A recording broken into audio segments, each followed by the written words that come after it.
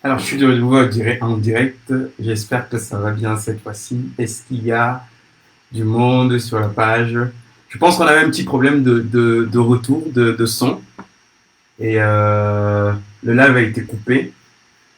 Cette fois-ci, est-ce que tout va bien? Est-ce qu'on m'entend?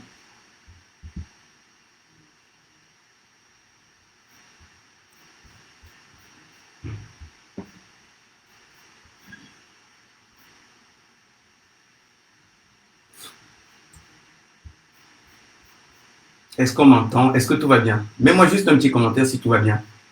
S'il y a du son, s'il y a un retour. Juste un petit commentaire pour me dire que c'est OK, qu'on entend ma voix. Et voilà. Bonjour Rosie. Est-ce que tu m'entends?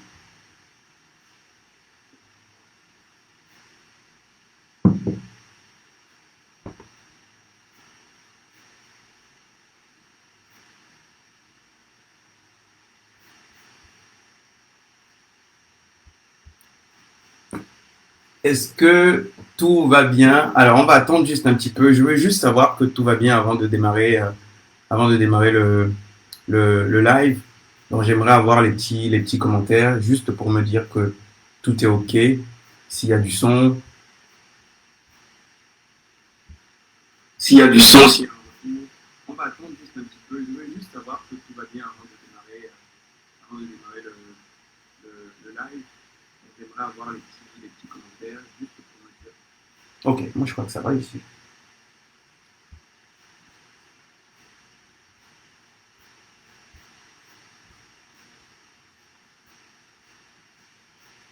Alors,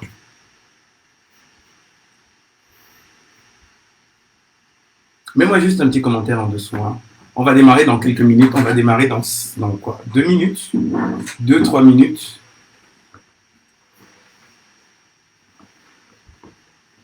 Voilà. J'espère que tu as de quoi le noter parce qu'il y aura quelques petits exercices. Bon, pas des exercices, hein. Tu auras des petites notes à prendre.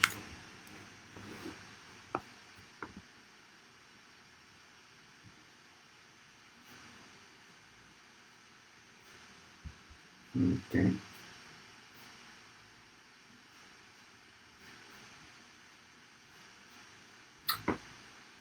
Alors, partage le live aussi. Partagez le live. Rosie, invite euh, tes amis à venir un peu échanger avec nous. Comme je dis souvent, j'aimerais que ce soit des lives un peu interactifs, hein. Je ne suis pas là pour faire la messe. L'idée, c'est de partager mon expérience, partager un peu mes explorations et derrière répondre aux questions que les gens peuvent se poser. Comme je dis, il n'y a pas de questions bêtes, il n'y a pas de questions stupides. C'est en posant des questions que on arrive à obtenir certaines réponses de toute façon. Donc, il faut y aller, inviter les gens. Le thème de ce live aujourd'hui, c'est bah, quel est Alors, on va répondre à une question qui est tout simplement combien faut-il pour se lancer pour se lancer dans l'e-commerce à succès? Donc, qu'est-ce qu'il faut, entre guillemets, avoir comme montant à l'esprit pour pouvoir démarrer son activité?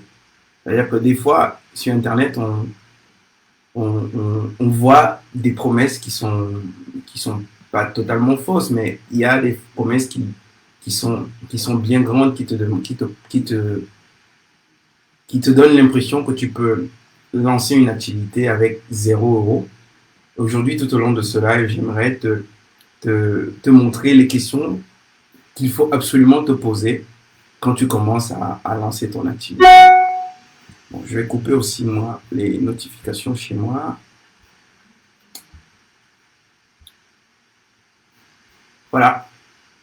Partagez le live, partagez le live. Faites-moi un petit coucou en commentaire si tout va bien, si le son est bon, si vous m'entendez. Faites-moi un petit commentaire en dessous.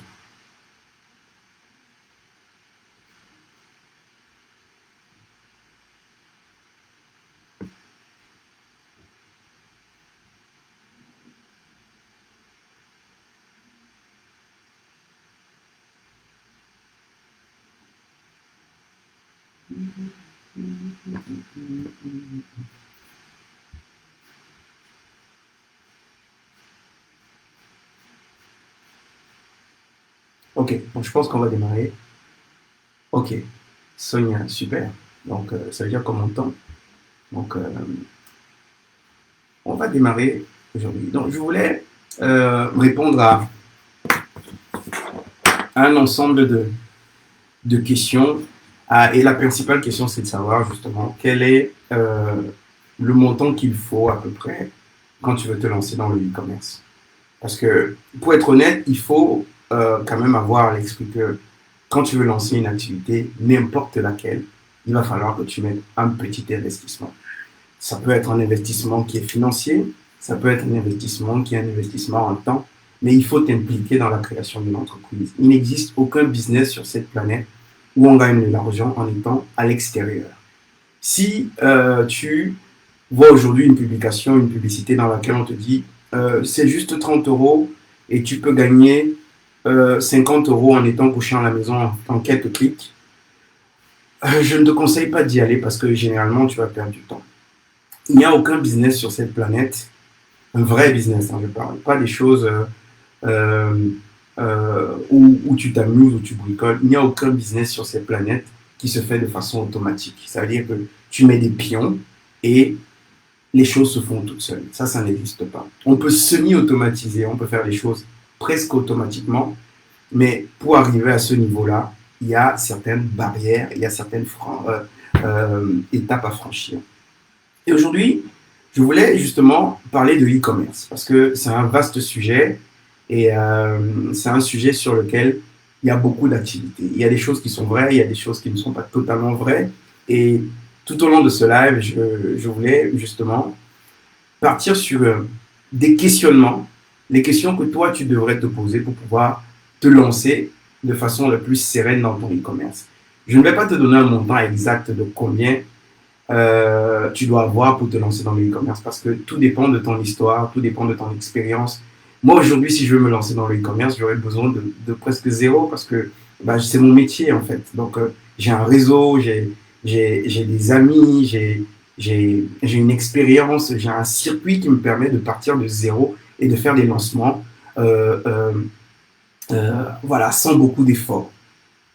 Toi, par exemple, aujourd'hui, si tu débutes totalement, il y a un certain nombre d'étapes auxquelles il faut répondre. D'ailleurs, j'ai fait un petit tableau, je crois que je l'ai quelque part ici. Le tableau, tu ne vas pas le voir, mais je pourrais te le partager plus tard si, si tu en as besoin. Donc, on va travailler tout simplement sur les 4 aspects que tu devrais que tu dois prendre en compte quand tu décides de lancer ton activité en ligne. Je vais juste afficher le tableau ici. Voilà, pour qu'on soit un peu plus tranquille. Bon. Est-ce que tout va bien? J'ai pas l'impression qu'on m'entende en fait. Hein. Est-ce que tout va bien? Mettez-moi un petit commentaire en dessous si citoyen, comme je disais, j'ai pas envie de parler tout seul et que le live se coupe. Ou... Mettez-moi juste un petit commentaire en dessous. N'ayez pas, n'ayez pas, mais soyons réactifs. Faisons les choses ensemble. Mets-moi juste un petit message en dessous. Dis-moi juste que tout va bien, que c'est OK. Et on va continuer. Oh, OK. OK.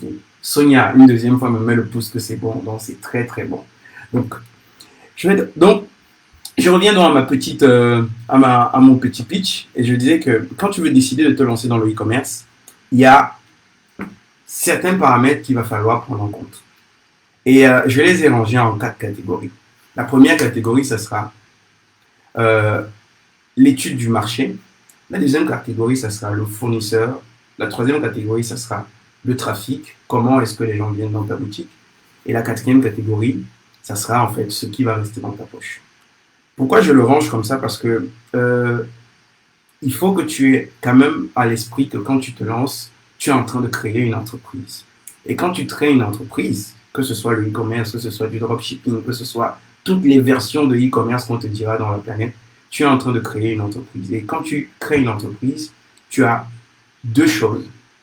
En fait, tu dois t'arrêter sur 3 questions. Le besoin auquel tu réponds, les bénéfices que tu vas apporter et les bénéfices que tu vas faire toi et tes responsabilités. C'est-à-dire que quand tu crées un business, tu as aussi des responsabilités dans le système dans lequel tu vas évoluer. Donc, aujourd'hui, on va commencer par le premier point. Le premier point quand tu veux lancer ton entreprise et si dois répondre à la question de savoir combien tu dois avoir pour te lancer, c'est quel est le produit que tu vas vendre. C'est faire une étude de marché. Pourquoi on va partir sur le produit? Parce que toutes les entreprises dans cette planète commencent par un produit. Tout commence par là. Si tu n'as pas de produit, tu peux avoir la plus grosse audience de la planète. Si tu n'as rien à vendre, il y a des fortes chances que tu ne puisses pas tirer bénéfice de quoi que ce soit. Donc, le produit est ce qui va te permettre de pouvoir satisfaire une certaine demande. Le produit, c'est tout simplement quelque chose qui va te permettre de pouvoir répondre à un besoin. Et quand tu as une idée du produit que tu veux vendre, ce produit va t'orienter au fur et à mesure vers la solution que tu vas proposer. Moi, c'est comme ça que j'ai toujours procédé. C'est-à-dire que je pars toujours d'un produit et non d'une idée de business. Je pars d'un produit. Quelle est la solution que j'amène à quelqu'un et comment, en lui apportant cette solution-là, je vais le mettre dans un écosystème. Évidemment, donc, ce produit a un coût. C'est-à-dire qu'aujourd'hui, le produit que tu veux vendre, il coûte combien? Si tu réponds à cette première question, tu commences à aller sur la bonne voie. Ça veut dire que tu as besoin d'acheter le produit que tu vends. On parle du e-commerce ici, on parle de produits physiques, on ne parle pas de formation. Et même si tu vends les produits numériques ou les produits digitaux, à un moment ou à un autre, tu payes avec ton temps, tu payes avec autre chose que l'argent pour pouvoir vendre ces produits-là. Donc, le premier truc, c'est le produit. Combien le produit te coûte? Une fois que tu réponds à cette question, maintenant, la deuxième phase, en fait, à laquelle tu vas descendre, c'est quel est mon objectif de chiffre d'affaires? En fait, beaucoup de personnes se lancent souvent dans l'entrepreneuriat sans avoir répondu à cette question préalable. Et aujourd'hui, j'aimerais quand même que tu prennes le temps de prendre en compte que quand tu décides de te lancer en tant qu'entrepreneur ou bien quand tu décides de créer une entreprise, c'est parce que tu as une finalité, tu as un but final.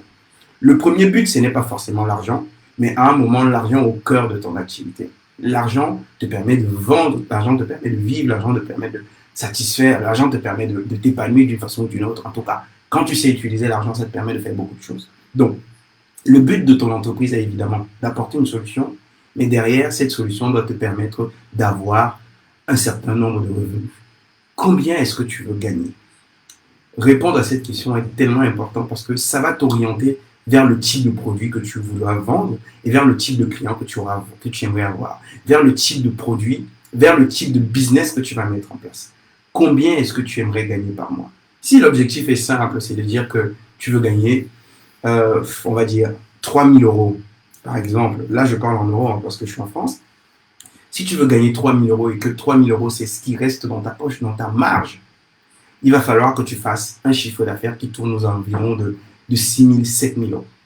C'est-à-dire que quand tu t'es posé cette question clairement, tu vas commencer à te dire que, OK, maintenant que je veux gagner telle somme, maintenant que je veux gagner ceci, voilà le type de produit vers lequel je vais m'orienter, voilà le genre de stratégie vers lequel je vais mettre en place pour pouvoir atteindre ces résultats-là. Et évidemment, ça va pas venir dans le premier mois, mais ça va venir au fur et à mesure que tu appliqueras la stratégie que tu auras mis en place. C'est important d'avoir un objectif de chiffre d'affaires, c'est important d'avoir un objectif de revenu pour pouvoir même parfois choisir le business dans lequel tu vas te positionner. Parce que si tu vas tout simplement dire que je veux faire du dropshipping ou je vais faire du e-commerce parce que j'aimerais, si ça se vend et que je tombe sur le produit gagnant, c'est bon. À un moment ou un autre, tu n'as pas d'objectif clair et d'objectif chiffré qui te permettent de pouvoir accélérer quand il faut accélérer ou bien de persévérer quand il faut persévérer parce que tu seras tout le temps en train de rechercher le produit gagnant. Tu seras tout le temps en train de dire que, OK, on a dit que c'est ça qui se vend en ce moment, je vais me lancer dessus. Donc, il faut que tu aies, ça s'apprend, il faut que tu aies déjà la méthode pour pouvoir à peu près comprendre où on trouve les produits, comment est-ce que les produits sont demandés ou pas demandés. La deuxième chose, c'est de te dire que, OK, moi, je veux vendre ce produit, mais j'aimerais quand même gagner à terme ce genre de montant avec ce produit que je veux vendre.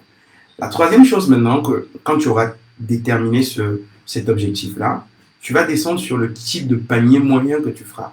Tout ça encore, c'est toujours dans le but de pouvoir trouver le bon produit. Le bon produit. Donc, le panier moyen, c'est quoi? Ça veut dire, c'est tout simplement le nombre, le prix de ton chiffre d'affaires divisé par le nombre de clients qui ont acheté. C'est-à-dire que s'il y a 10 personnes qui viennent acheter à un montant, quand tu fais la moyenne, ici ça fait 50 euros ou 100 euros, voilà ton panier moyen. Et plus ton panier moyen est élevé, moins tu as besoin que les gens achètent pour pouvoir gagner de l'argent. Voilà pourquoi il y a aujourd'hui, sur ceux qui sont spécialisés sur Shopify, le cœur de leur métier, c'est généralement de faire venir du trafic, faire venir du monde, faire venir tellement de monde, faire tellement de monde pour pouvoir acheter. Parce que les paniers sont généralement très bas. On tourne autour de 25, 26 euros, 40 euros. Donc, il faut que les gens payent beaucoup trop pour pouvoir générer une marge et générer de l'argent. Sauf qu'aujourd'hui, faire venir des gens sur son site internet, ça coûte. Ça a un coût. Donc, il faut que dans ta stratégie, tu te dises, OK, comment est-ce que je vais pouvoir faire en sorte que mon panier soit quand même un panier conséquent, que je puisse mettre en place une bonne stratégie pour que les gens viennent acheter dans mon boutique. Et il faut calculer ton taux de marge. C'est-à-dire qu'aujourd'hui, on tourne autour généralement de 25 à 35%. C'est-à-dire que le prix auquel tu vas vendre le produit, il faut que tu aies à peu près 35% qui reste dans ta poche. En France, ça veut dire que quand tu achètes ton produit, il va falloir inclure la TVA, toutes les autres informations qui sont nécessaires. Mais à la fin du live, on prendra un petit cas. Voilà. Voilà, ça c'est. On prendra un petit exemple à la fin. On fera un petit exemple en fait à la fin de ce live pour pouvoir déterminer à peu près le prix de lancement. Ça c'est ma chérie qui veut rentrer dans mon petit bureau. Alors, donc, quand tu as l'idée du produit, quand tu as un objectif en fait de ce que tu... Et je parle d'une visualisation, je ne dis pas ce que tu vas faire dans le mois prochain, mais il faut que tu aies quand même un objectif de chiffre d'affaires quand tu te lances dans ton activité. Combien est-ce que tu aimerais faire quand tu te lances dans ton activité? Quand tu as donc le produit, l'objectif du chiffre d'affaires, quand je dis tu sais combien ça te coûte, tu as une idée de ton panier moyen à peu près, ça va t'orienter vers la niche.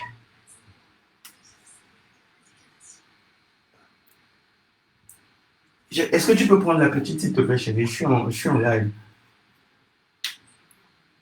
Désolé. Hein. Oui, j'ai perdu le fil. Voilà. Donc, une fois que tu as fait une étude de marché un petit peu, une fois que tu sais à peu près combien va te coûter le produit, parce que l'importance, en fait, de tout ça, c'est de savoir combien va te coûter ton produit. Une fois que tu as une idée de combien va te coûter ton produit et que tu sais à peu près avec qui tu vas travailler, quelles sont les estimations que tu aimerais faire, quel est le chiffre d'affaires que tu aimerais réaliser, ça va te faire passer maintenant à la deuxième étape de notre budgétisation, entre guillemets, c'est celle de trouver le fournisseur. C'est-à-dire que, OK, aujourd'hui, tu as un produit, tu as validé à peu près quel est le type de produit que tu veux vendre. Tu sais à peu près à qui tu veux vendre ces produits-là. Tu sais à peu près quelle est la marge que tu aimerais te faire. On va voir à la fin comment peut-être calculer sa marge et tout ça. La deuxième chose maintenant, c'est de savoir qui va te fournir ces produits. Qui est le fournisseur? Le fournisseur, c'est... alors, je regarde un peu ce que j'ai noté. Non, il n'y a pas d'information plus poussée. Voilà, le fournisseur, c'est tout simplement celui qui va venir te livrer le produit que tu aimerais acheter. On va parler de deux approches ici. L'approche dropshipping, celle qui veut que le fournisseur ou le fabricant envoie directement le produit au consommateur final. Une fois de plus, c'est très orienté pour ceux qui sont sur les marchés déjà prouvés comme en Occident et aux États-Unis. En Afrique, il y a encore des étapes supplémentaires qu'il faut mettre en place et bon, c'est pas le but du live. Donc aujourd'hui, je pense que ceux qui sont en Europe et aux États-Unis, on a la possibilité de mettre en place de vraies stratégies pour pouvoir travailler en flux tendu avec des fournisseurs qui peuvent envoyer un colis individuellement à chaque client. En Afrique, c'est un peu plus complexe. Il y a des barrières encore qui sont malheureusement pas encore, on va dire, qui n'ont pas encore totalement été franchies. Donc, Pour l'Afrique, ça a certaines spécificités et on peut en parler. Il y a ceux qui le font d'ailleurs mieux que moi, donc c'est pas le but du live aujourd'hui. Donc, une fois que tu as ton produit, il y a le fournisseur que tu dois trouver. Si tu décides de créer ta propre marque, tu as deux possibilités. C'est de faire ce qu'on appelle du OEM. Ça veut dire que tu peux modifier un petit peu le produit et tu le personnalises. C'est en fait comme si tu créais un nouveau produit. Ça, c'est une approche qu'on retrouve généralement beaucoup sur Alibaba. Et puis, bon, il y a plein d'agences de sourcing. Et puis, si tu as des questions après à ce sujet, tu peux aussi nous envoyer un message sur le WhatsApp que je mettrai en lien dans la description. Sinon, il y a la deuxième chose, c'est tout simplement le fait du private labeling. Ça veut dire que les gens ont déjà créé un produit et tu vas juste mettre ton sticker, tu vas juste mettre ton logo, tu vas juste créer un peu ta marque et toi, ton travail va être de vendre dans un écosystème, de vendre dans un environnement. Donc, le deuxième défi, c'est de dire que, OK, maintenant que j'ai le fournisseur, combien il veut de pièces? Si tu veux créer une marque, il y a un quota minimum, c'est ce qu'on appelle le MOQ, c'est-à-dire que le minimum order quantity. Donc, généralement, il y a un quota minimum de pièces que tu devrais acheter pour pouvoir vendre. Le deuxième cas, si tu décides de fonctionner en dropshipping, tout dépend de la stratégie. Si tu vends des petits produits qui sont en dessous de 100 euros, tu peux acheter un échantillon parce que tu as besoin d'avoir un échantillon. La troisième stratégie, celle que moi j'utilise généralement, c'est de travailler avec les marques et ceux qui vendent déjà des produits à étiquettes qui sont déjà prouvées. Donc, ça veut dire que je n'ai pas besoin d'avoir un échantillon parce que ces produits-là ont déjà fait preuve et je n'ai plus besoin de vérifier la qualité parce que je travaille directement avec le fabricant, avec la marque elle-même. Donc, la deuxième étape, c'est de trouver donc, le fournisseur. Le fournisseur, ça va te coûter combien d'avoir le premier produit pour que tu le touches, pour que tu le regardes, pour que tu le testes, pour que tu valides en fait que le produit que tu vends correspond bien à ce que tu vas faire comme description. J'ai vu beaucoup de personnes acheter des produits sur AliExpress et des personnes avec qui j'ai travaillé. Et on avait travaillé sur le projet en amont. Et une fois qu'on reçoit le produit, il se dit non, on ne peut pas se lancer dans ce projet-là parce que ça ne correspond absolument pas à ce que je veux vendre. Produits de mauvaise qualité, les produits, voilà, il fallait trouver un autre fournisseur, il fallait recommencer. Donc, l'étape du fournisseur est très importante. Combien ça va te coûter? Il faut que tu la notes aussi. Combien ça va te coûter d'avoir un échantillon? Il faut l'échantillon, il faut l'avoir, ce produit, si tu décides de vendre des petits produits. La troisième question maintenant, c'est de savoir...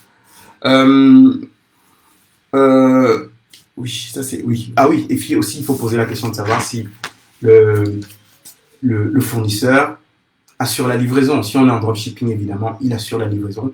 Combien ça te coûte aussi cette livraison-là? Et puis, à terme, tu pourras voir comment faire en sorte que c'est le client qui le supporte. Parce que généralement, on fait supporter la livraison au client. C'est pas à toi de supporter la livraison. Tu ne fais pas...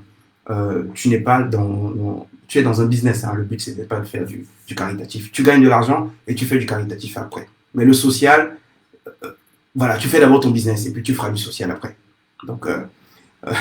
je sors un peu du cadre, mais voilà, on va revenir. On a fait la première étape, c'est de savoir combien va te coûter le produit. Donc, le produit, il faut avoir une idée de combien te coûtera le produit que tu vas vendre. Après, tu vas trouver le fournisseur et de ce fournisseur, tu vas acheter un échantillon pour tester le produit. Donc, ça, c'est un autre coût. La troisième question maintenant, c'est de savoir comment est-ce que tu vas faire venir les gens dans ta boutique et combien ça va te coûter. Il y a deux approches. La première approche est une approche qui peut être une approche où on va se dire qu'on va faire un peu de la guérilla marketing, on va faire des choses un peu gratuitement, on va essayer de contacter les influenceurs, on va faire du SEO, donc ça veut dire qu'on va travailler sur de la longue traîne, on va faire des posts dans les groupes. Ça, c'est très bien pour tester ton idée. C'est très bien, ça veut dire que c'est du trafic entre guillemets gratuit. C'est des gens qui viennent acheter chez toi gratuitement, mais gratuitement dans la mesure où toi, tu as juste mis ton temps. Mais le temps, c'est vraiment la valeur qui te coûte le plus, hein, c'est pas l'argent. Donc, le temps que tu mets justement à trouver des gens, à trouver des clients, ce qu'on peut appeler les early adopters, ceux qui vont adopter ton produit en premier, c'est ce que tu ne vas pas dépenser. Mais aujourd'hui, comme on est en train de parler de e-commerce et on se dit qu'aujourd'hui, on ne peut plus faire du e-commerce en organique, ce n'est quasi pas possible de faire du e-commerce et de gagner de l'argent sans dépenser de l'argent pour faire venir les gens dans sa boutique en ligne. Il faut maintenant te poser la question de savoir combien ça va me coûter pour pouvoir faire venir les gens sur ma boutique. Pour trouver ce résultat-là, c'est très simple. Il faut que tu aies une liste de concurrents. Tes concurrents, en fait, te permettent de déterminer comment le marché est actif, comment le marché bouge. Donc, si tu as une liste de concurrents, de vrais concurrents, ça veut dire qu'ils ont déjà du trafic, il y a des gens qui viennent sur leur site internet. Toi, ça te permet de faire une moyenne à peu près des gens qui vont venir sur ton site internet. Et ça veut dire qu'à un moment, tu vas te dire que moi, si j'ai besoin de réaliser tel nombre de chiffres d'affaires, voilà le nombre de visites que mes potentiels compétiteurs ont, généralement. Est-ce qu'ils ont 100 000 visites? Est-ce qu'ils ont 10 000 visites? Est-ce qu'ils ont 15 000 visites par mois? Est-ce qu'ils ont 60 000 visites par mois? Est-ce qu'ils ont 1 million de visites par mois? Et alors là, tu vas faire, du coup, quelque chose de très simple. Ça veut dire que tu vas définir ce qu'on appelle une audience minimum viable. L'audience minimum viable, en fait, c'est tout simplement les gens qui sont à peu près prêts à tester le produit que tu vas vendre. Et c'est cette petite communauté-là qui viendra acheter les produits que tu as sur ton site internet. Donc, l'audience minimum viable pour te lancer, c'est de te dire que, OK, moi, je n'ai pas besoin d'avoir 1 million de personnes qui viennent sur mon site pour le début. Ce que je vais faire, c'est que je vais tout simplement, en me basant sur la moyenne du marché, me dire que, OK, aujourd'hui, le taux de conversion des e-commerce en général est de 1 à 4%. Le taux de conversion, pour que je t'explique, c'est tout simplement le nombre de fois que quelqu'un achète sur ton site internet quand il y a eu 100 visites. Donc, ça veut dire que quand il y a 100 personnes qui viennent dans ta boutique, en général, 1 à 4 personnes achètent. Et ça, c'est normal. Ça veut dire que tu as un bon taux de conversion. Donc, pour 100 visites, il y a 4 personnes qui viennent acheter. Donc, ça veut dire que le nombre de visites, quand même, devient important. Et on revient encore sur ce qui nous fait rebondir encore sur le prix moyen et sur la qualité de ton produit. Moins cher ton produit est, plus tu as besoin de visites, plus tu as besoin de dépenser de l'argent pour faire venir les gens sur ton site. Donc, plus ton produit est un peu cher, plus ton produit est un peu élevé, moins tu as besoin de visites. En tout cas, tu as besoin de visites qualitatives, tu as besoin de personnes un peu plus qualitatives pour venir sur ton site internet pour pouvoir augmenter ton taux de conversion. Donc, si aujourd'hui, tu as 100 visites et que tu fais peut-être 4 ventes, on va dire que tu as un taux de conversion à 4%. Pour 1000 visites, tu vas faire 40 ventes. Donc, si tu veux faire par exemple 5 000 euros, tu auras besoin de faire 100 ventes et ça va te coûter, tu auras besoin d'envoyer sur ton site internet à peu près 2500 personnes.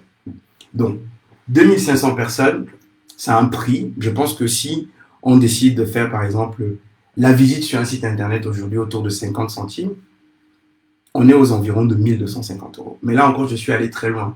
Ça veut dire que toi, tu n'as pas besoin aujourd'hui de commencer ton business en disant que je vais envoyer 5000 clients qualifiés sur mon site internet, machin. On peut aller beaucoup plus bas. Mais c'est juste pour te montrer à peu près comment tu devrais te projeter pour te dire, OK, voilà ce que je peux faire pour pouvoir envoyer des gens sur mon site internet. Donc, après, maintenant, il faut essayer. Parce que sur le e-commerce, en fait, une fois que tu as défini ton persona, une fois que tu as défini à peu près le produit, une fois que tu sais où trouver le fournisseur, une fois que tu sais à peu près à qui vendre ce produit-là, maintenant, toutes les autres plateformes, elles sont là. Donc, il y a Google, où tu vas faire de la publicité, il y a Facebook, il y a du Native Ads, il y a le marketing d'influence, évidemment, il y a l'email marketing qui est un pilier très puissant. Il y a les ambassadeurs. Les ambassadeurs, c'est tout simplement les personnes qui commencent à croire en ce que tu fais ou bien qui ont déjà acheté. Mais ça, c'est un peu plus loin dans l'étape de... C'est un peu plus dans l'étape de la fidélisation. Au début, on n'a pas souvent beaucoup d'ambassadeurs. Au début, on pousse un peu comme ça. Et il y a évidemment Facebook Ads. Si tu as une page, Facebook est plutôt la plateforme la plus appropriée en fonction des produits que tu vends. Et quand tu commences à être un peu high ticket et quand tu commences à avoir une certaine catégorie de clients que tu veux viser, il y a Google qui est recommandé. Mais aujourd'hui, il faut travailler avec ces plateformes de façon de telle sorte qu'elles puissent s'entremêler et que ce soit plutôt une comment dire, voilà, que les intérêts puissent converger. Bon, on ne va pas rentrer dans les détails techniques ici parce que après ça fait mal à la tête et c'est pas le but du live de se faire mal à la tête. Donc, il faut répondre à la question de combien me coûte mon produit, combien me coûte l'échantillon au début, parce qu'il faut bien que tu testes ton produit, combien va me coûter l'acquisition de mes clients, c'est-à-dire que quel est le budget que je suis prêt à mettre pour faire en sorte que les gens viennent acheter chez moi, parce que ça ne se fera pas gratuitement, il faut être, il faut vraiment se le dire, ça ne se fera pas gratuitement. Soit tu décides de faire de la publicité, soit tu décides de faire des vidéos sur YouTube, soit tu décides de faire des trucs sur Instagram, mais tu n'auras pas quelqu'un qui vient sur ton business une fois que tu as lancé ta page ou, ou ta boutique et tu croises les bras. Jamais. Il faut que tu fasses quelque chose pour que quelqu'un vienne reconnaître que, bah oui, cette personne s'adresse à moi. Oui, je suis concerné par l'offre que cette personne me fait. Si tu ne fais pas ça, rien ne bouge. Donc, il faut un budget pour faire de la publicité. Il faut un budget, en tout cas, pour faire du marketing, pour faire de la communication, pour communiquer ton offre. C'est important. Ça ne se fait pas, ça ne se fera pas de façon euh, euh, organique ou bien ça ne se fera pas de façon naturelle parce que ton produit est bon. Ton produit a beau être le plus bon de la planète, c'est toi qui sais qu'il est bon. Et tant que les gens ne sont pas au courant que tu as quelque chose qui leur plairait ou quelque chose qui va les aider, bah, tu vas le garder dans ta maison. Et j'en sais quelque chose, hein, d'avoir des stocks qui n'ont pas été vendus. Et, et j'ai appris aussi que voilà, c'est important de pouvoir aller communiquer, d'aller dire aux gens que voilà, je m'adresse à toi, voici la solution que j'ai pour toi. Maintenant que tu as ces questions à l'esprit, on va essayer de faire un petit récapitulatif de ce que j'ai dit aujourd'hui. Je ne veux pas que le live soit trop long et puis derrière, je laisserai poser des questions. Donc, pour se lancer aujourd'hui, il y a un certain nombre d'étapes auxquelles qu'on va remplir. La première, c'est le coût du produit. Si tu es en dropshipping, c'est juste l'échantillon et voilà, pour comprendre à peu près quelle est la qualité du produit que tu vas vendre. Le coût de la livraison, parce que ça aussi, ça évolue. Si tu fais du stock, par exemple, en fonction du volume, c'est une charge qui est variable, c'est quelque chose qui diffère. Donc, il faut que tu te dises, OK, bah, j'ai peut-être 15 produits ou 20 produits en stock pour le moment pour commencer. Combien va me coûter la livraison? Combien va me coûter la logistique? Combien ça me coûte? Et généralement, au début, ce sont des choses que tu préfinances. Au début, la Poste, elle ne fait pas confiance. Hein. Tu as une jeune entreprise, ouais, c'est bien, mais il faut payer. Donc, il faut que tu te dises, mais combien je vais payer pour livrer ceci? La troisième chose, c'est le budget marketing, évidemment. C'est-à-dire que aujourd'hui, tu te dis, j'ai 500 € sur la table que je peux mettre. Voilà donc comment je vais utiliser cet argent pour pouvoir vendre mes produits. Mais il faut que tu te fixes un budget marketing. Il faut que tu aies un budget marketing pour pouvoir commercialiser tes produits. Maintenant, une fois que tu as le produit, tu as un peu structuré les coûts de livraison, tu as un budget pour faire de la publicité. Maintenant, la quatrième étape, c'est le coût de la structure. Ça veut dire que on parle de e-commerce, donc il faut bien que tes produits soient commercialisés, il faut bien que tes produits soient disponibles quelque part. Si tu décides de vendre sur ta page Facebook, ça ne te coûte pas grand-chose parce que tu les mets sur la page et puis OK. Mais si tu décides de te professionnaliser, et aujourd'hui, le e-commerce, heureusement, tend à se professionnaliser, ça veut dire que de plus en plus, bon, pour inspirer la confiance, de toute façon, les gens ont besoin de se dire qu'ils vont acheter un produit, ils vont le recevoir, ils s'adressent à quelqu'un qui peut répondre au téléphone, quelqu'un qui leur donne une garantie, quelqu'un qui n'a pas faim. Ça, c'est clair. Si tu veux faire du e-commerce aujourd'hui, il ne faut pas que tu transpires la misère. Il ne faut pas que tu transpires les difficultés et que tu te dises que voilà, acheter. Tu as besoin d'avoir certaine base pour pouvoir envoyer un bon signal au client. Alors, donc, il te faut un site internet. Tu peux utiliser la méthode la plus connue aujourd'hui qui est Shopify. Ça veut dire que c'est une espèce de système tout en un où tu payes par mois et tu payes des commissions. Mais derrière, l'avantage de Shopify, c'est que la partie technique, en fait, tu te passes de la partie technique et tu te concentres sur le marketing.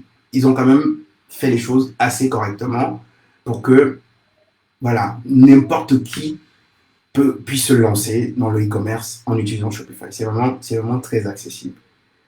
Mais moi, personnellement, j'aime pas Shopify. J'ai travaillé beaucoup sur Shopify et je trouve qu'en termes de flexibilité, Donc, évidemment, avec le niveau que j'ai obtenu, en termes de flexibilité, c'est pas le truc qui m'arrange le plus. Voilà. Euh, J'avais envie de créer des choses un peu plus personnelles, un peu plus particulières. Et du coup, je suis allé sur une solution qui est, elle aussi, beaucoup plus accessible parce que c'est une solution qui est parmi la plus utilisée aux États-Unis, qui est connue, elle est diffusée partout et elle te coûte de l'argent, mais elle te coûte en une fois. Contrairement à Shopify où sur le long terme, ça te coûte beaucoup plus cher. Les petites commissions à gauche, à droite, les applications, les machins, les machins. À un moment, Shopify, ça te pompe pas. WooCommerce, c'est la solution que j'utilise généralement. C'est le principe, c'est de travailler sur euh, WordPress et du coup, tu as le coût d'un hébergement, tu as le coût d'un thème et tu as maintenant tout simplement le reste, ça te revient.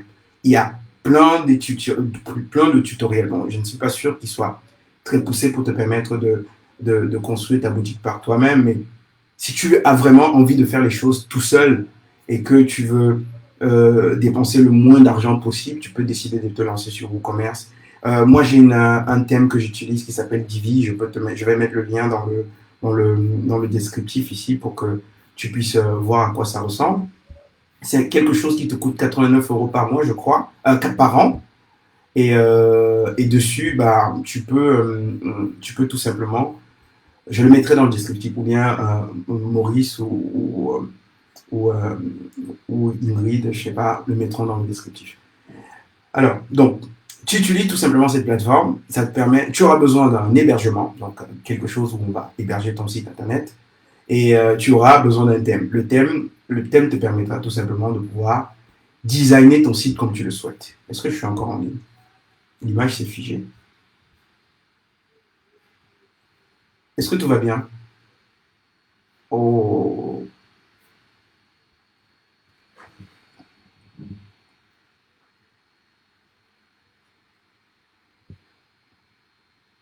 Est-ce que tout va bien?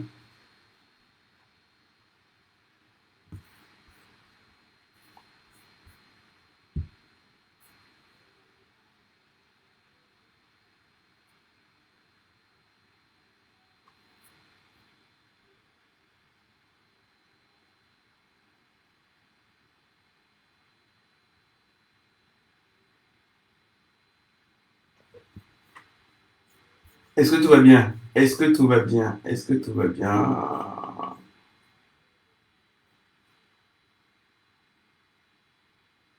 Oh.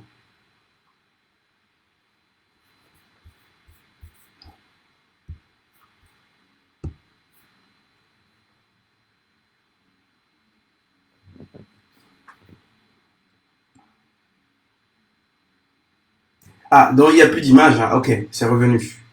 Euh, je ne sais pas ce que c'est. Je ne. Je crois que c'est revenu.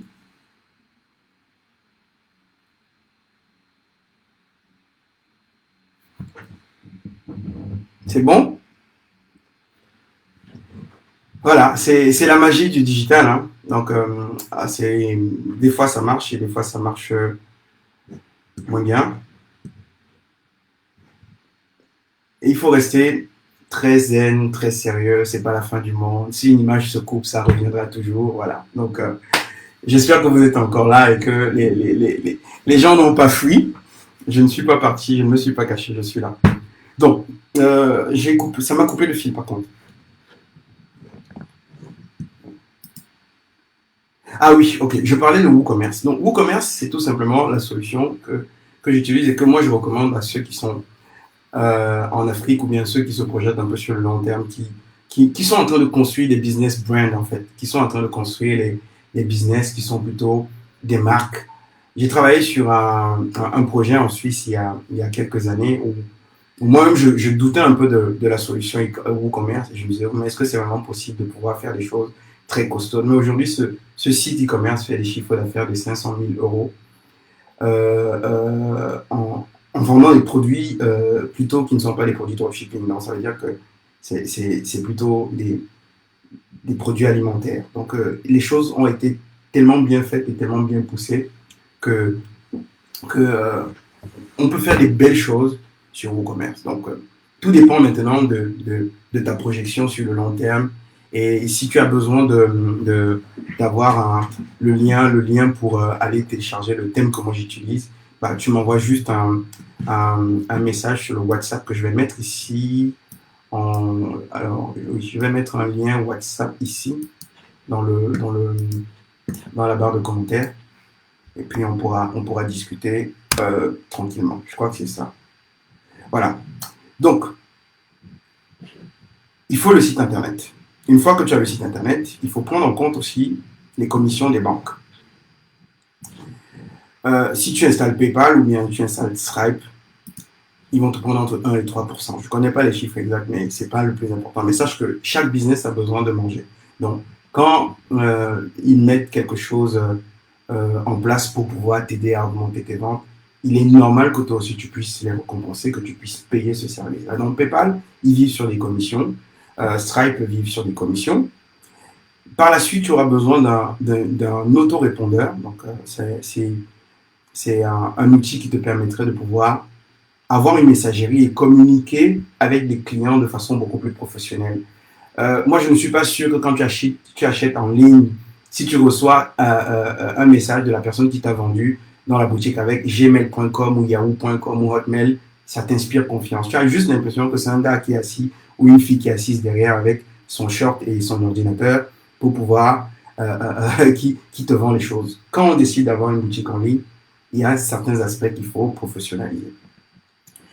Le point encore sur lequel tu dois avoir un peu d'argent pour lancer ton business, c'est la question des retours de marchandises.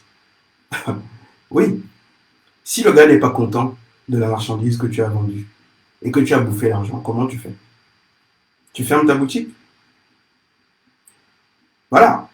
En France, par exemple, c'est 14 jours. Il a un délai de rétractation de 14 jours. Ça veut dire que il a le droit de te renvoyer la marchandise après 14 jours, avant 14 jours, s'il n'est pas content du produit que tu lui vends.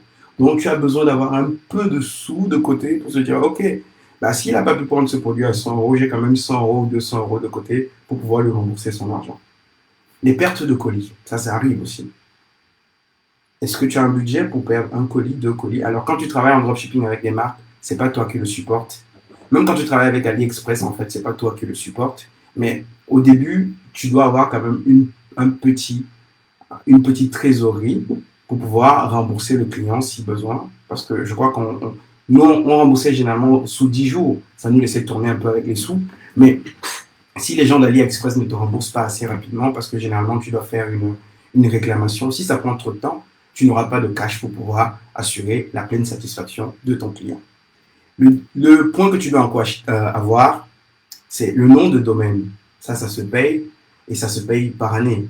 C'est-à-dire que chaque année, tu as un budget pour le nom de domaine que tu vas utiliser sur ta boutique en ligne. Si ta boutique s'appelle Facebook Shop 236 ou 241.com, chaque année, tu vas payer entre 8 et 10 euros ou 20 euros pour pouvoir utiliser ce nom de domaine-là. Sinon, les gens comme nous, comme ça, là, on va venir acheter ce nom de domaine parce qu'on a vu que ça a attiré beaucoup de trafic et on va mettre en place une stratégie pour que ce trafic vienne chez nous. Bon, bref, on parle encore de technique.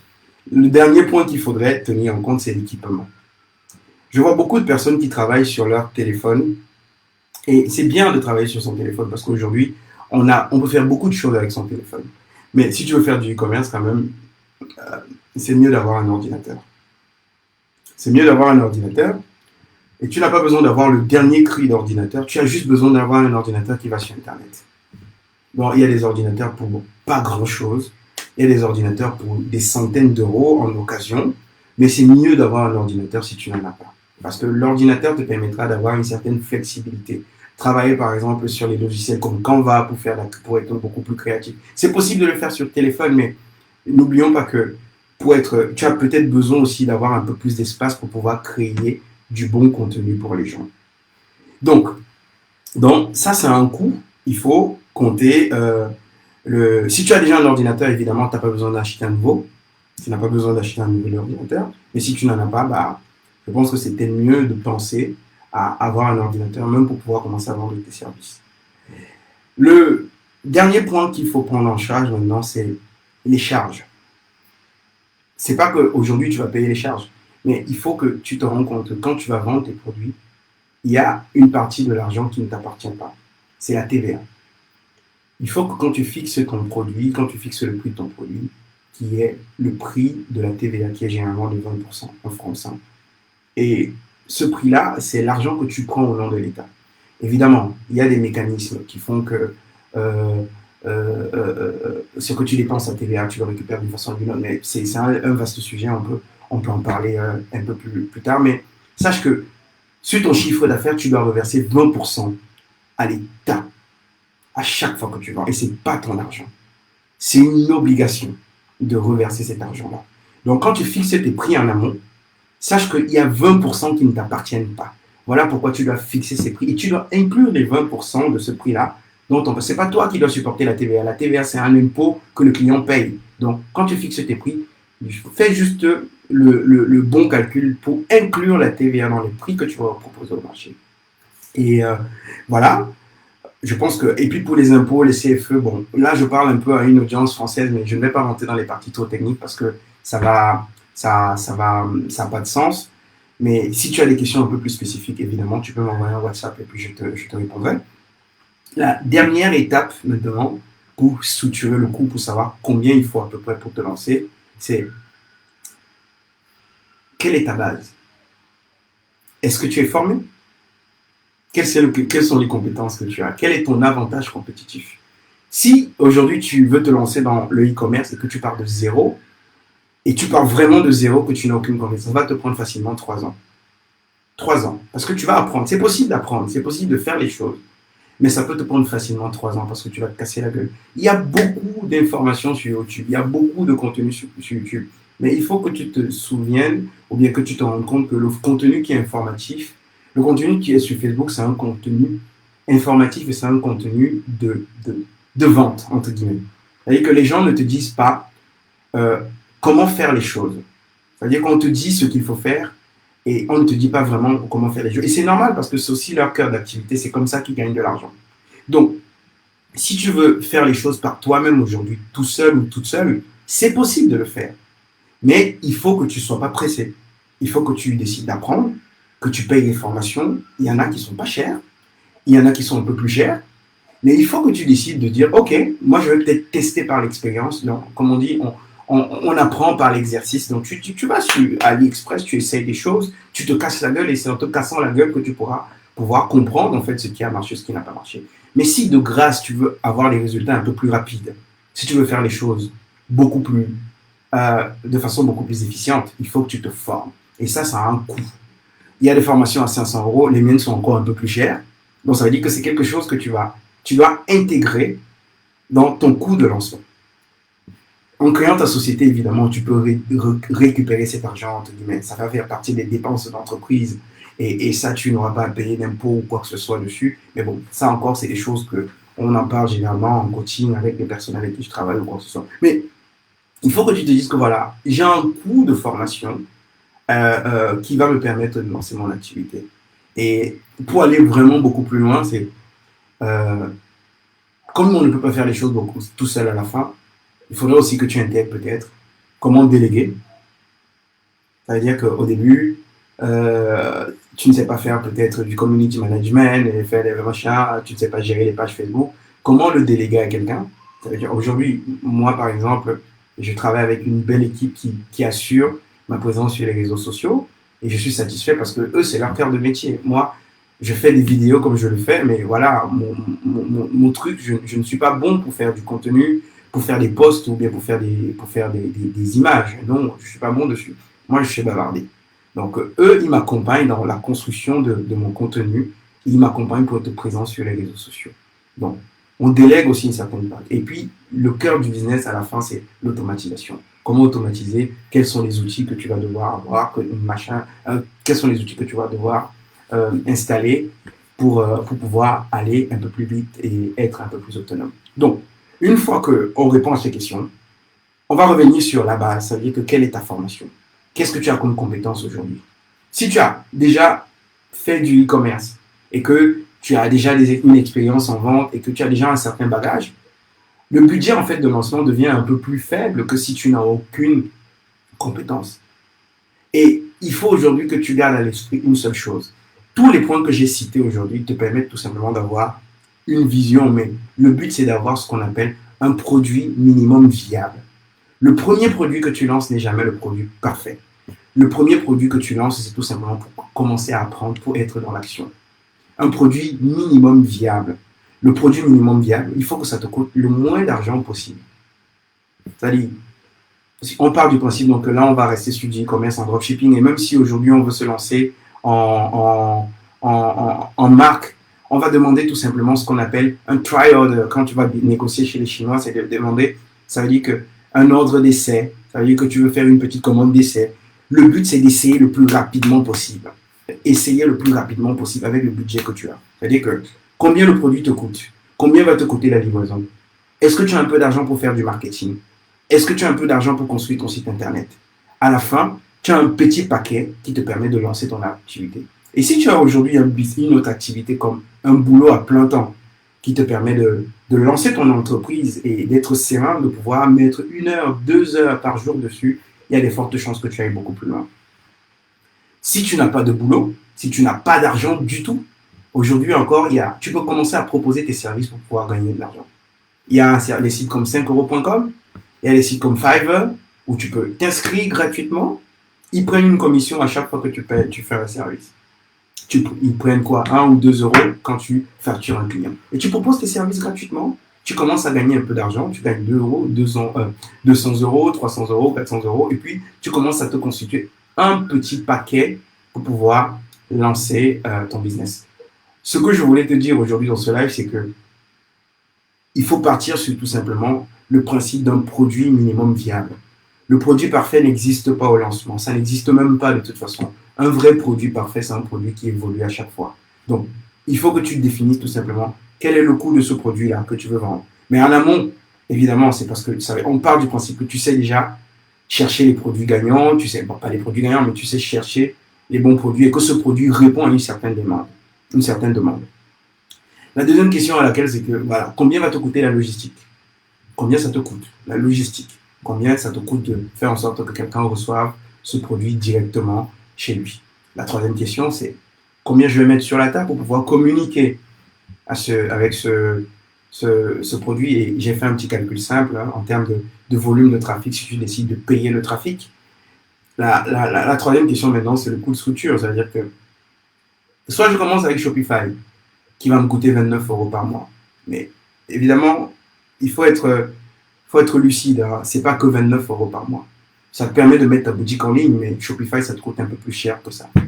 Soit je décide d'avoir tout simplement une boutique que je vais construire aussi. C'est-à-dire que je vais mettre en général 200 à 300 euros sur la table pour pouvoir construire cette boutique et puis ça ne me coûte plus rien. Et du coup, j'avance et je me concentre sur mon activité. Je me concentre pour faire des choses, pour me tromper, pour essayer, pour faire des choses. Donc, le but aujourd'hui, c'était de dire que tu as besoin tout simplement d'avoir un produit minimum viable pour lancer ton activité. Et pour ça, il faut répondre à la question du prix moyen. Il faut que tu te projettes par rapport au chiffre d'affaires que tu aimerais gagner.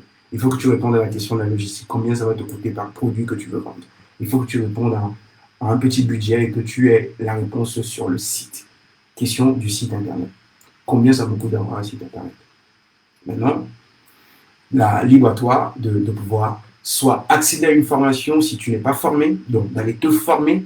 Et si tu as déjà quand même certaines compétences, tu peux décider de continuer par l'apprentissage en disant, OK, je fais des choses et on verra ce que ça donne. L'entrepreneuriat, c'est de la prise de risque. Il n'y a pas de bouton miracle ou bien de bouton figé sur lequel, quand tu appuies, les choses se font naturellement. Voilà, donc c'était un peu ce que je voulais brosser pendant ce live. Et je vais maintenant répondre aux questions parce qu'il y en a quelques-unes en bas. Et voilà, on va continuer le live. Je vais faire une petite séance de réponse aux questions. Donc si tu as des questions, mets les questions en dessous. Je vais faire le tour et je vais répondre à ces questions-là.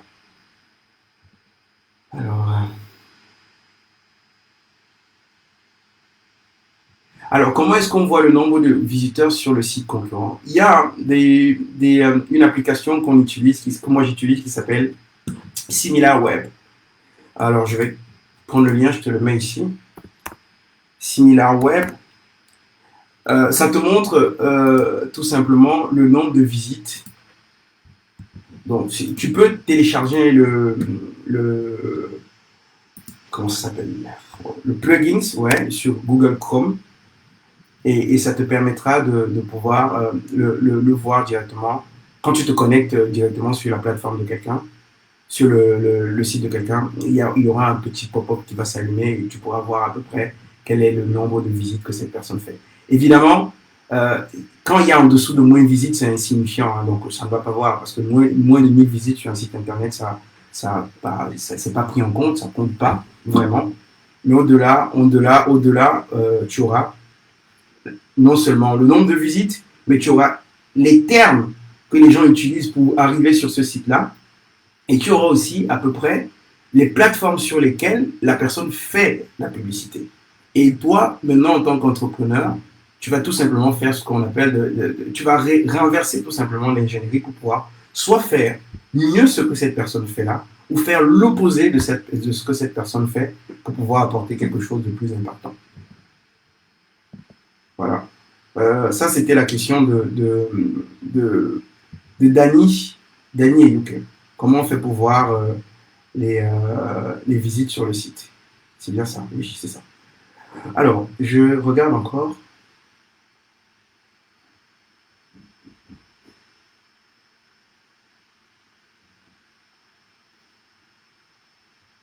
Est-ce qu'un laptop est suffisant pour se lancer dans le e-commerce? Oui, oui, bien sûr. Un ordinateur et une connexion Internet, c'est tout. Tu n'as pas besoin d'autre chose. Vraiment, c'est Myriam qui me demande, qui me pose la question de savoir s'il faut un PC de bureau. Non, non, non, non, non, non, non, non. Au début, si tu veux vraiment faire quelque chose pour lancer ton activité, tu as juste besoin d'un ordinateur et le moins cher possible, c'est suffisant. Bon, ça sera un peu lent, ça va un peu tanguer, mais le but, c'est tout simplement de pouvoir te connecter à ta plateforme et voir les datas, pouvoir analyser certaines données, analyser certaines informations et de travailler de façon un peu plus à l'aise. Tu dois combiner les deux, en fait, entre le mobile et le PC. Mais c'est vraiment suffisant d'avoir un tout petit ordinateur. Tout petit, c'est suffisant. Alors, mon numéro WhatsApp, j'ai mis un lien au-dessus où on peut cliquer justement dessus et, on, et, on peut me retrouver justement. Donc, pour celui qui a envie d'aller un peu plus loin sur comment, euh, comment trouver le produit, comment valider son idée, comment voilà, se lancer tout simplement dans le e-commerce. On peut en discuter. Je suis en train de faire une formation qui n'est pas encore ouverte au public. Donc, en ce moment, c'est plutôt les early adopters, c'est plutôt les guerriers et les guerrières qui sont inscrits dans la formation, qui ont commencé à le faire. Et voilà, ça veut dire que je suis très présent, je suis très à l'écoute pour apporter des réponses un peu plus spécifiques. Et à la fin, ça me permettra d'étoffer la formation pour pouvoir lancer un produit fini. Voilà, je parle d'exemple de produit minimum viable. J'ai lancé une formation qui n'est même pas encore finie. C'est-à-dire que j'ai mis des choses et c'est le retour de mes clients et des personnes qui sont dans cette formation-là qui me permettent d'améliorer en fait le rendu et d'améliorer ce que j'aimerais offrir aux gens. Voilà. Est-ce qu'il y a d'autres questions? Ne soyez pas timide. Hein. Il n'y a pas de questions. Il n'y a pas de questions. Il n'y a pas de questions bêtes. Hein.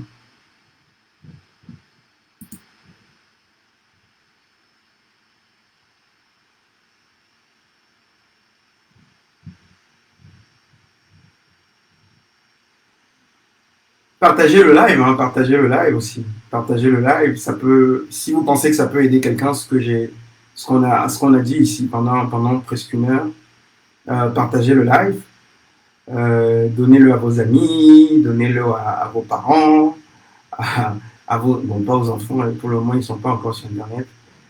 Voilà, partagez le live, partagez le live.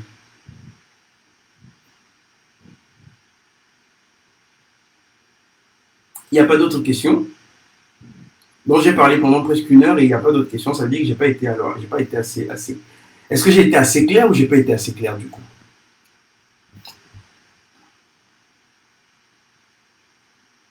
Alors, Myriam qui me demande comment augmenter le nombre de likes sur la page de Facebook sans toutefois inviter ses amis.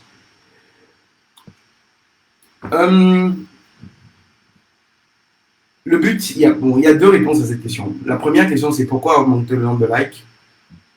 Ça sert à quoi? Est-ce que c'est les clients que tu veux ou les likes? Ça, c'est la première réponse que j'aimerais te donner. Et la deuxième question, c'est si tu veux augmenter vraiment le nombre de likes sur ta page Facebook, il faut donner quelque chose aux gens en échange.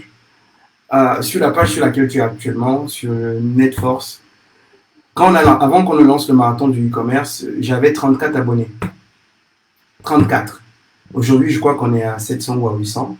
Et je pense que dans 6 mois, on sera à peut-être 10 000. Pourquoi je dis ça? Parce que chaque semaine, on va se donner un rendez-vous, peut-être jusqu'à ce que peut-être mon emploi du temps change, mais chaque vendredi, on va se donner un rendez-vous où je pourrais répondre aux questions. Je pourrais avoir un moment de partage avec les gens qui me suivent, comme toi par exemple. C'est-à-dire qu'on crée quelque chose, on donne quelque chose aux gens et en échange, ils vont adhérer à ce que tu leur offres. Si tu veux juste booster et faire une publication et booster, faire une publication, ça c'est la partie technique. Mais la véritable question à laquelle moi j'aimerais répondre, c'est qu'est-ce que tu veux booster, qu'est-ce que tu veux offrir aux gens? Si tu as déjà les produits que tu vends, si tu as déjà quelque chose qui intéresse les gens, c'est tellement beaucoup plus simple d'aller trouver des gens qui correspondent à ce que tu vends déjà, et là tu leur envoies les messages.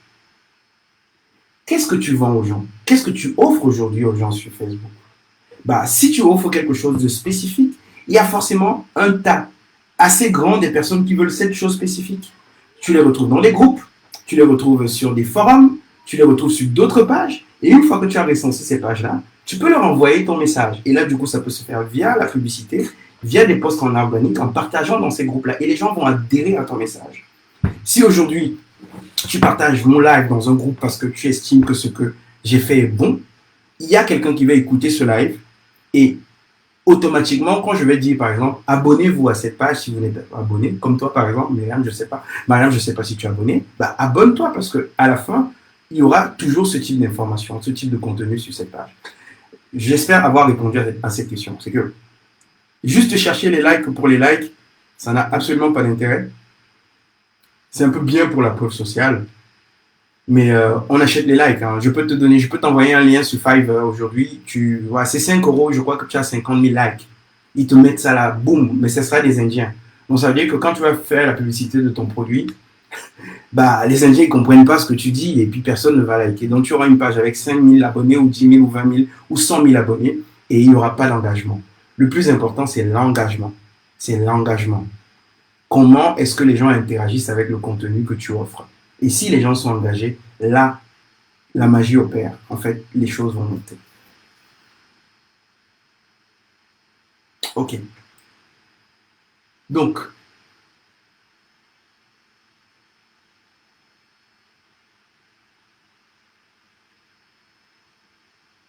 alors, Dani et UK qui demandent 89 euros par an, c'est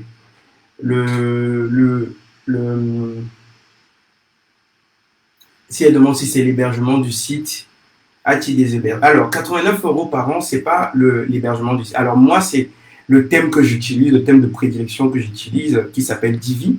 Alors, je vais le mettre ici dans la barre de description, dans les commentaires plutôt. Le thème que j'utilise, c'est le thème Divi. En fait, ça te permet de pouvoir construire autant de sites internet que tu veux. Et puis, tu peux déjà t'appuyer sur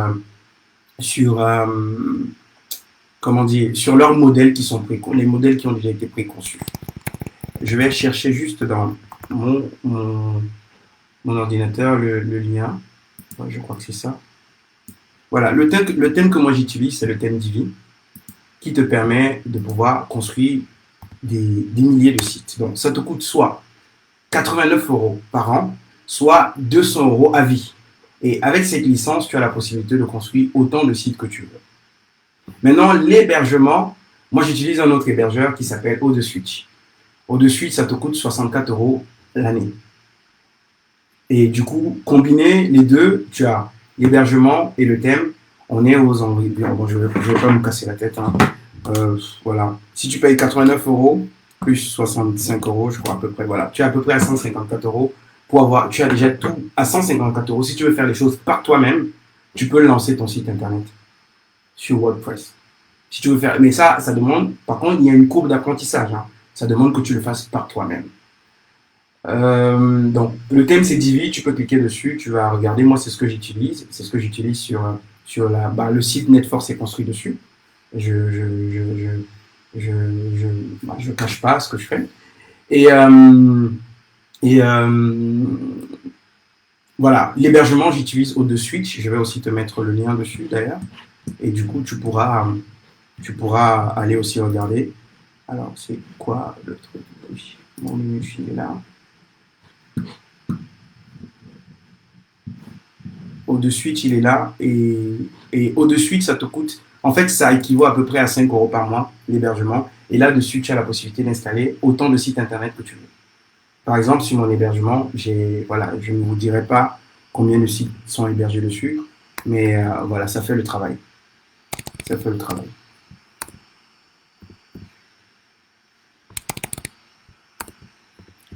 Je regarde juste hein, le thème.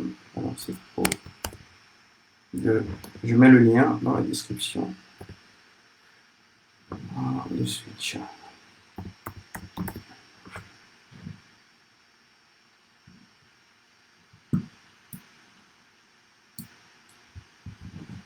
Ok.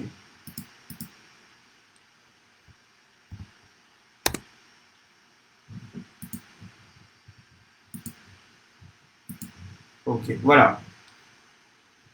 Est-ce qu'il y a d'autres questions? J'ai mis les liens en bas, la Jos. J'ai mis les liens en bas. J'ai mis les liens dans les commentaires.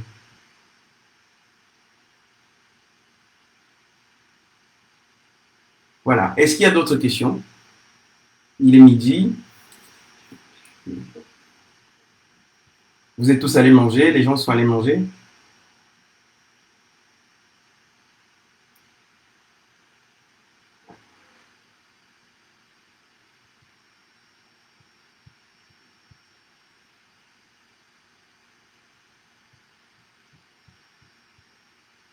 Ok, bah je pense on va donc clôturer le live alors.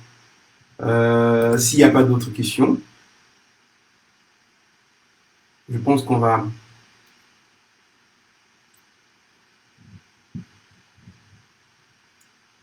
En tout cas, le live va rester en ligne, évidemment, donc partagez-le à vos proches.